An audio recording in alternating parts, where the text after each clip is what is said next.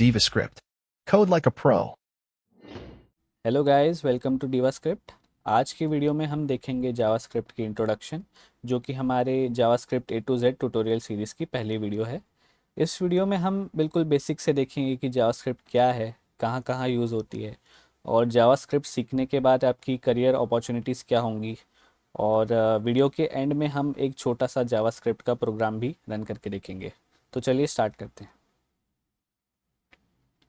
What is JavaScript? It is a programming language for building interactive website and apps। तो अगर आप चाहते हैं कि आपकी वेबसाइट या ऐप जो है वो इंटरैक्टिव हो और ना कि जस्ट स्टैटिक वेबसाइट या ऐप हो, तो उसके लिए आप जावास्क्रिप्ट का यूज़ कर सकते हैं। क्रिएटेड बाय ब्रेंडन आइक इन 1995। ब्रेंडन आइक जो है वो मोजिला कॉरपोरेशन के को फाउंडर, सीटीओ और सीईओ भी रह चुके हैं, और अभी वो ब्रेव ब्राउज़र के को फाउंडर और सीईओ भी हैं। तो इन्होंने ही 1995 में जावास्क्रिप्ट क्रिएट की थी। Runs directly in browser, no need to install anything. तो जैसे कि आपको पता होगा, बाकी सारी प्रोग्रामिंग लैंग्वेजेस जैसे कि जावा, सी प्लस प्लस, पाइथन, इन सारी लैंग्वेजेस को अगर आपको आपकी मशीन पे रन करना है तो उनको पहले इंस्टॉल करना पड़ता है। लेकिन जावास्क्रिप्ट के साथ ऐसा नहीं है, ये डायरेक्टली आपके ब्राउज़र में ही रन कर जाती है। तो वो कैसे होता है? Supported by all modern browsers with JavaScript engine. तो जिन भी ब्राउज़र्स में जावास्क्रिप्ट इंजन होंगी, उन सारे ब्राउज़र्स में हम जावास्क्रिप्ट को रन कर सकते हैं, जो कि आजकल के सारे ही मॉडर्न ब्राउज़र्स में प्रेजेंट होती है। फॉर एग्जांपल, क्रोम का जो जावास्क्रिप्ट इंजन है उसका नाम है V8।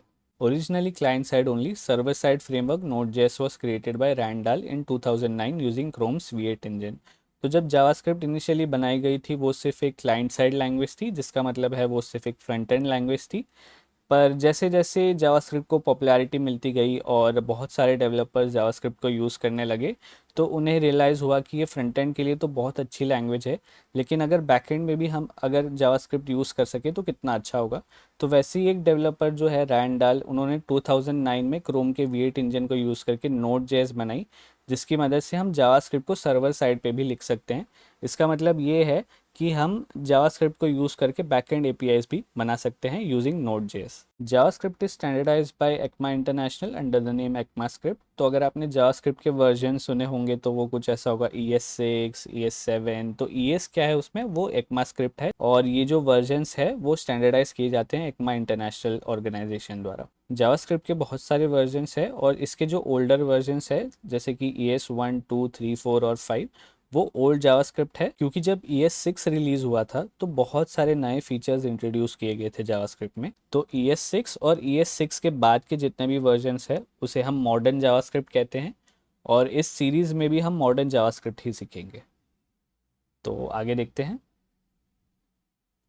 Where can I run JavaScript in browser console. तो जैसे कि हमने पिछली स्लाइड में भी देखा कि जावास्क्रिप्ट को हम डायरेक्टली ब्राउज़र में ही रन कर सकते हैं in HTML file by linking a .js file as a script. तो HTML फाइल को जब हम एक जावास्क्रिप्ट फाइल से लिंक कर देते हैं, तो उस HTML फाइल के कंसोल में हम जावास्क्रिप्ट के लॉग्स भी प्रिंट कर सकते हैं। इन ऑनलाइन जावास्क्रिप्ट कंपाइलर्स, तो आपको नेट पे बहुत सारे जावास्क्रिप्ट कंपाइलर्स मिल जाएंगे जहाँ पे आप जावास्क्रिप्ट रन कर सकते हैं। इसका एक छोटा सा डेमो हम at the end of the video देखेंगे। नेक्स्ट है जावा एंड जावास्क्रिप्ट। तो ये बहुत बड़ा एक कन्फ्यूजन होता है नए नए डेवलपर्स में, जो अभी रिसेंटली ही जावास्क्रिप्ट सीखना शुरू करते हैं या फिर जावा सीखना शुरू करते हैं।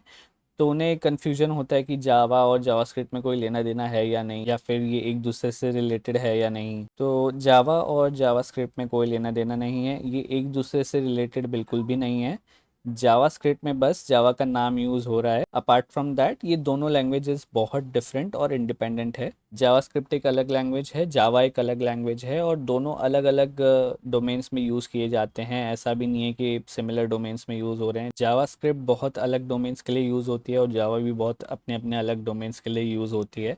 तो जावास्क्रिप्ट और जावा में कोई सिमिलैरिटी या रिलेशन नहीं है। अब जावास्क्रिप्ट में जावा क्यों है, उसके पीछे एक रीज़न है कि जब जावास्क्रिप्ट रिलीज़ हुई थी तो जावास्क्रिप्ट का नाम जावास्क्रिप्ट नहीं था। सबसे पहले इसका नाम था मोका, उसके बाद इन्होंने इसका नाम रखा लाइव स्क्रिप्ट। तो वो जब रिलीज़ होके काफ़ी टाइम हो गया था, तो इनके क्रिएटर ने ये नोटिस किया कि बहुत ज़्यादा पॉपुलैरिटी नहीं मिल रही है, जबकि जावा जो सेम टाइम पे रिलीज़ हुई थी उसको बहुत ज़्यादा पॉपुलैरिटी मिल रही है। तो उन्होंने सोचा कि क्यों ना जावा की पॉपुलैरिटी को जावास्क्रिप्ट के नाम में ही यूज़ करे, ताकि जावास्क्रिप्ट को भी पॉपुलैरिटी मिल जाए। तो उन्होंने लाइव स्क्रिप्ट से जो है इसका नाम रख दिया जावास्क्रिप्ट। एंड इट वर्कड, और धीरे धीरे जावास्क्रिप्ट जो है वो भी पॉपुलर होने लग गई और आज बहुत ज़्यादा पॉपुलर बन चुकी है JavaScript. Where is JavaScript used? Front end web apps. तो जावास्क्रिप्ट के कुछ फ्रेमवर्क्स है जैसे कि React JS, Angular, Vue JS, तो उनको यूज़ करके आप फ्रंट एंड के वेबसाइट एप्लीकेशंस भी बना सकते हो। Backend servers using Node JS, जैसे कि हमने पिछले स्लाइड में देखा कि नोड जेएस से हम बैकएंड एपीआईज भी बना सकते हैं। मोबाइल ऐप्स, तो एक क्रॉस प्लेटफॉर्म डेवलपमेंट फ्रेमवर्क है जिसका नाम है रिएक्ट नेटिव, जिसमें आप जावास्क्रिप्ट को ही यूज़ करके एंड्रॉयड और आईओएस एप्लीकेशन बना सकते हैं इन अ सिंगल कोड बेस। तो आपका कोड बेस सेम रहेगा, जो भी आप कोड लिखोगे वही सेम कोड आपका एंड्रॉयड में भी चलेगा और आईओएस में भी चलेगा। तो रिएक्ट नेटिव एक cross platform mobile application framework है which is based on JavaScript. Desktop apps using Electron JS, तो इलेक्ट्रॉन जेएस भी एक फ्रेमवर्क है जो जावास्क्रिप्ट को यूज़ करके बनाया गया है, जिससे हम डेस्कटॉप एप्लीकेशन भी बना सकते हैं। तो जो क्वेश्चन था हमारा, where is JavaScript use, the answer is basically everywhere, क्योंकि सब कुछ तो आ गया इसमें। वेबसाइट भी बना सकते हैं, मोबाइल एप्लीकेशंस भी बना सकते हैं, बैकएंड सर्वर भी बना सकते हैं और डेस्कटॉप एप्लीकेशंस भी बना सकते हैं। नीचे एक फन फैक्ट है, JavaScript is use to create approximately 98% of the web apps as of today. तो इसका मतलब ये है कि आप गूगल पे जाके या नेट पे जाके कोई भी वेबसाइट खोल लो और 98% चांस है कि उसके पीछे जावास्क्रिप्ट रन हो रही है। सो नेक्स्ट देखते हैं जावास्क्रिप्ट की पॉपुलैरिटी। तो as per Stack Overflow survey of 2023, JavaScript को मिले हैं 63.61% वोट्स, जो जावास्क्रिप्ट को बना देती है मोस्ट पॉपुलर प्रोग्रामिंग लैंग्वेज। और भी लैंग्वेजेस हैं नीचे आप देख सकते हैं, but JavaScript is at the top. Market demand and career opportunities, high demand due to popularity, तो बहुत पॉपुलर लैंग्वेज है तो जावास्क्रिप्ट की जॉब्स हमेशा ओपन होती है। Core skill for multiple frameworks, जैसे कि हमने पिछले स्लाइड में भी देखा कि जावास्क्रिप्ट को यूज़ करके हम सब कुछ बना सकते हैं, जैसे कि websites, mobile applications, backend servers और डेस्कटॉप एप्लीकेशंस। तो जावास्क्रिप्ट जो है वो कोर स्किल बन जाती है इन सारे फ्रेमवर्क्स को यूज़ करने के लिए, जिससे आप हर डोमेन में डेवलपमेंट कर सकते हो। High demand in startups, MNCs and product companies for the same reason, and good salary specially with frameworks like react, react native, node. तो जावास्क्रिप्ट सीखने के बाद इनमें से एक फ्रेमवर्क आप ज़रूर सीखिए, क्योंकि इनसे रिलेटेड जॉब्स हमेशा ओपन होती है बहुत सारी कंपनीज़ में, और इन सारे रोल्स के लिए बहुत सारी कंपनीज़ में मोस्टली अच्छी सैलरी ऑफर की जाती है। तो नेक्स्ट देखते हैं हम जावास्क्रिप्ट के कौन कौन से इंपॉर्टेंट टॉपिक्स जो आपको ज़रूर सीखने चाहिए। ये सारे टॉपिक्स जो है वो जावास्क्रिप्ट के सबसे इंपॉर्टेंट टॉपिक्स में से एक है, और सबसे पहले जो है हेलो वर्ल्ड हम इसी वीडियो के एंड में देखने वाले हैं। बाकी सारे टॉपिक्स आप पॉज करके देख सकते हैं। ये सारे टॉपिक्स हम हमारे A to Z सीरीज़ में कवर करने वाले हैं। तो फाइनली हम देखते हैं कि हम हमारा फर्स्ट जावास्क्रिप्ट प्रोग्राम कैसे रन कर सकते हैं। सबसे पहले हमने देखा था कि हम जावास्क्रिप्ट को ब्राउज़र के कंसोल में डायरेक्टली रन करेंगे। उसके बाद हम एक HTML फाइल को जावास्क्रिप्ट फाइल से लिंक करके जावास्क्रिप्ट रन करेंगे। और थर्ड वाला जो है ऑनलाइन कंपाइलर्स, आप खुद ट्राई कर सकते हैं। तो चलिए स्टार्ट करते हैं। तो हम आ गए हमारे ब्राउज़र में।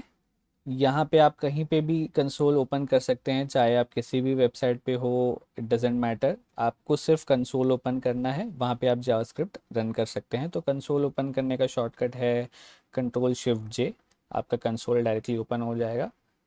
अगर आपको मैन्युअली ओपन करना है तो आप कर सकते हैं right click, click on inspect and you can go to console tab. ये है आपका कंसोल, जहाँ पे आप जावास्क्रिप्ट को डायरेक्टली रन कर सकते हैं। तो जावास्क्रिप्ट में एक ऑब्जेक्ट होता है जिसका नाम है कंसोल, और उसमें एक मेथड होता है जिसका नाम है लॉग। लॉग का मतलब सिंपल लैंग्वेज में है कि हम कुछ प्रिंट कर रहे हैं। तो ब्राउज़र के कंसोल में अगर कुछ प्रिंट करना है तो आपको यूज़ करना है console.log, और console.log के अंदर आप जो भी लिख दोगे वो प्रिंट हो जाएगा।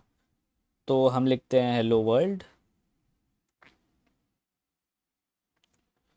और जैसा कि आप देख सकते हैं हेलो वर्ल्ड प्रिंट हो चुका है। अब हम देखते हैं एक HTML फाइल और जावास्क्रिप्ट फाइल को लिंक करके हम कैसे जावास्क्रिप्ट को रन कर सकते हैं। तो सबसे पहले आप किसी भी डायरेक्टरी में एक फ़ोल्डर बना लीजिए। मैं डेस्कटॉप में बना रहा हूँ। इसको हम कुछ नाम दे देते हैं।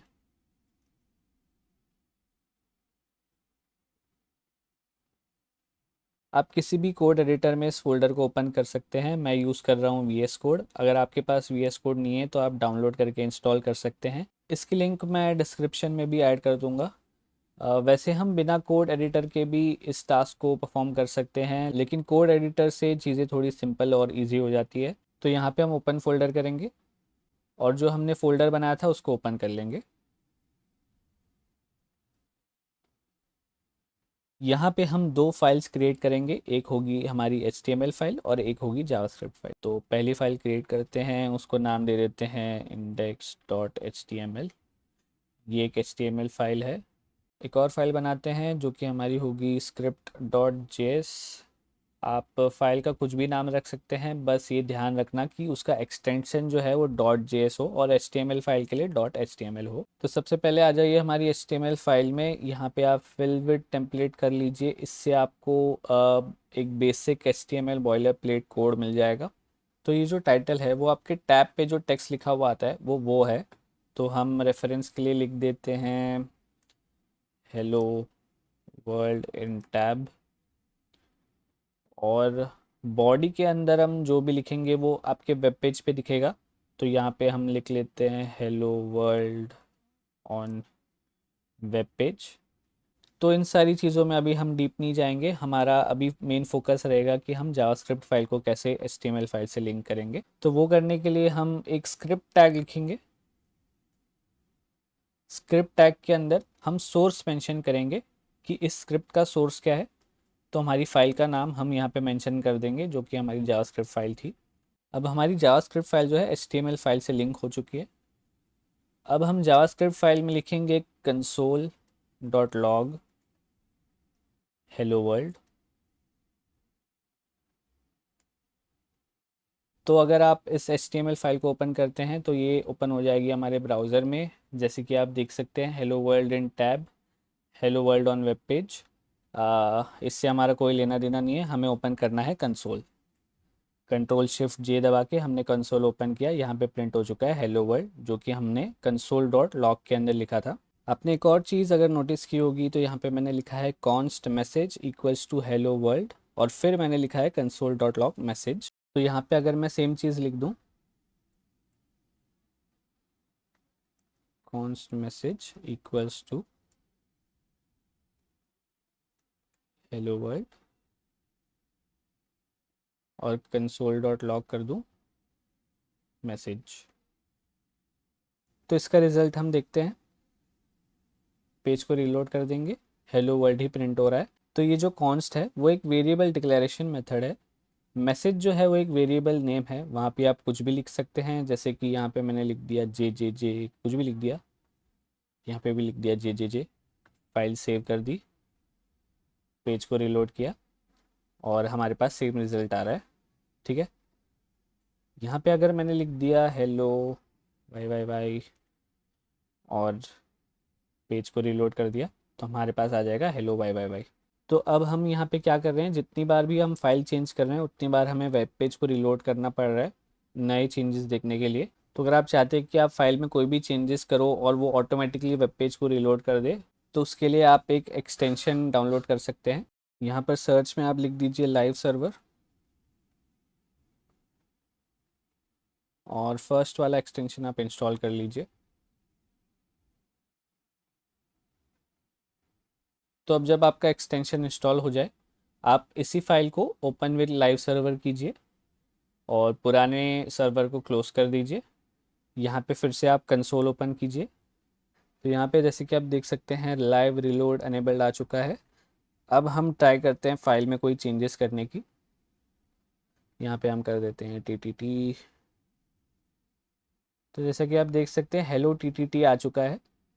इस चेंज को हमें देखने के लिए वेब पेज को रिलोड नहीं करना पड़ा क्योंकि ये लाइव सर्वर पे चल रहा है अभी। तो कोई भी चेंजेस जो हम जावास्क्रिप्ट फाइल में करेंगे वो ऑटोमेटिकली यहाँ पे रिफ्लेक्ट हो जाएगी। अब शायद आपके मन में कुछ और भी डाउट्स हो, जैसे कि ये कॉन्स्ट क्या है। तो कॉन्स्ट जो है, जैसे कि मैंने पहले भी बताया, एक वेरिएबल डिक्लेरेशन मेथड है।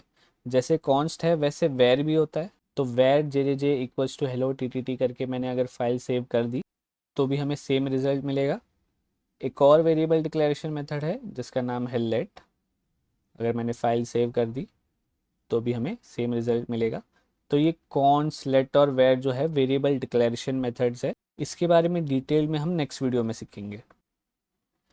तो आज का वीडियो यहीं पे एंड करते हैं। अगर आपको वीडियो अच्छा लगा तो लाइक कर दीजिए। कोई डाउट हो तो आप कमेंट कर सकते हैं, और आपके फ्रेंड्स जो जावास्क्रिप्ट सीखना चाहते हैं उनके साथ ये वीडियो शेयर भी कर दीजिए। मिलते हैं नेक्स्ट वीडियो में, तब तक के लिए कीप कोडिंग, कीप लर्निंग।